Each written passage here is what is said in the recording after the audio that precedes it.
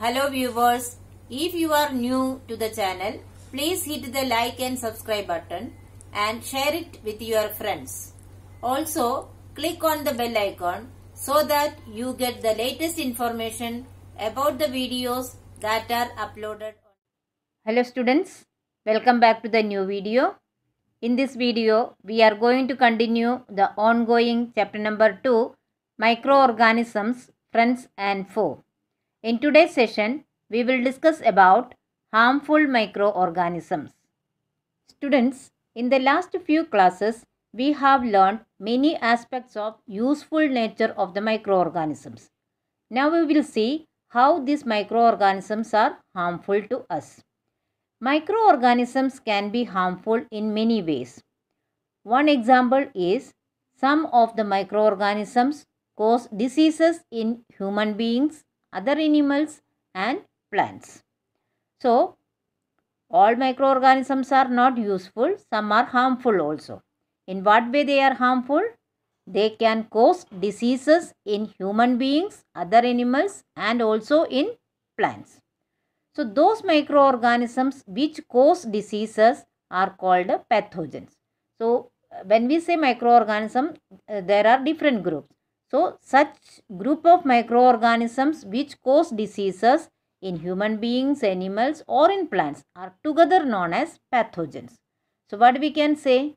Pathogens are the disease causing microorganisms, or we can say that the group of microorganisms that cause diseases in any living things is known as pathogens. Pathogens can be bacteria, viruses, protozoa or fungi. See, pathogens means disease causing microorganisms. So, various diseases are caused by different types of microorganisms. So, these pathogens can be bacteria, viruses, protozoa or fungi.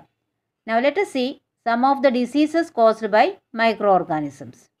These microorganisms cause diseases such as tuberculosis, that is TB, tetanus, diphtheria, whooping cough, cholera, typhoid, AIDS, food poisoning, malaria, smallpox, chickenpox, etc. So, these are the few commonly occurring diseases caused by microorganisms called pathogens.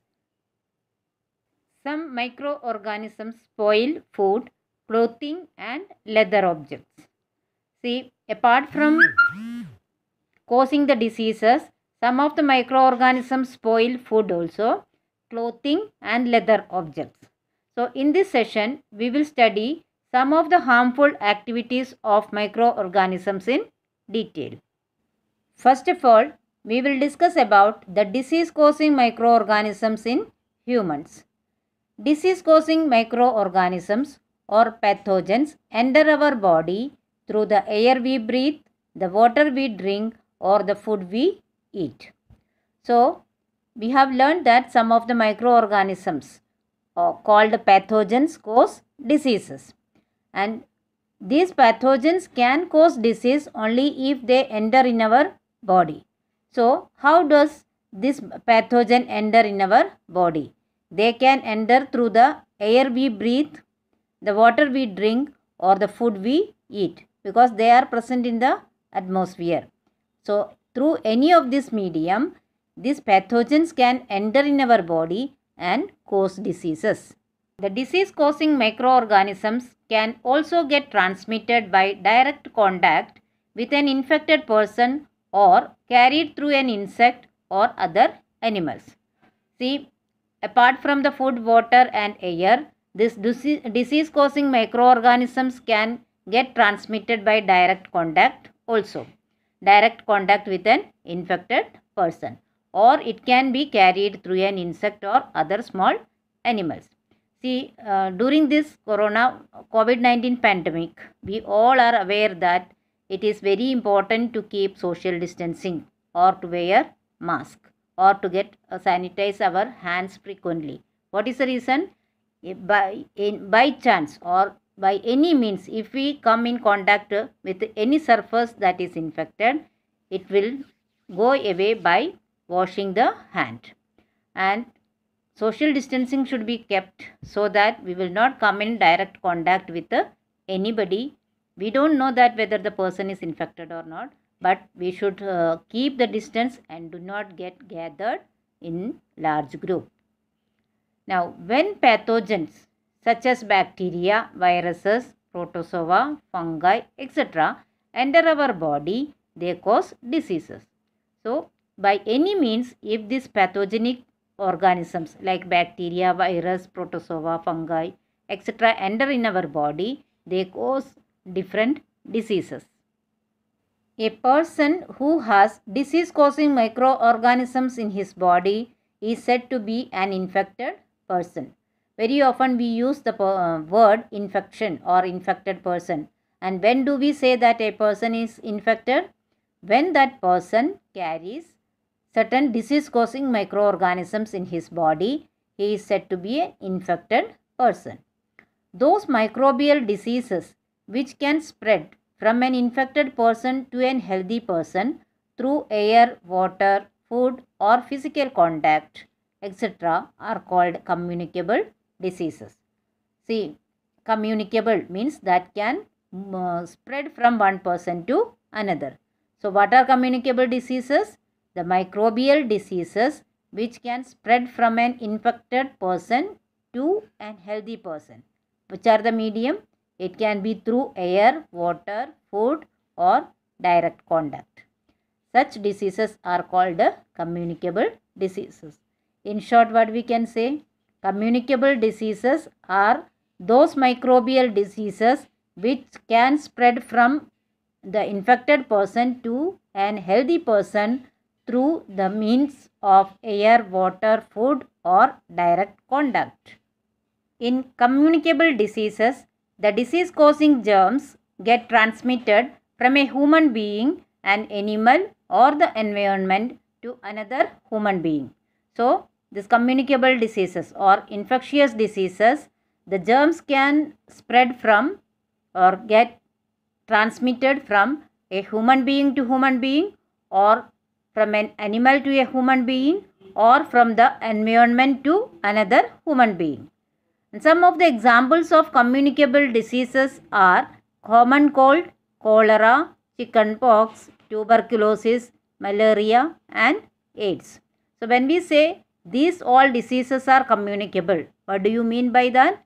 It means that they can spread from one person to another person by any means. For example, the disease common cold spreads by breathing air containing microorganisms.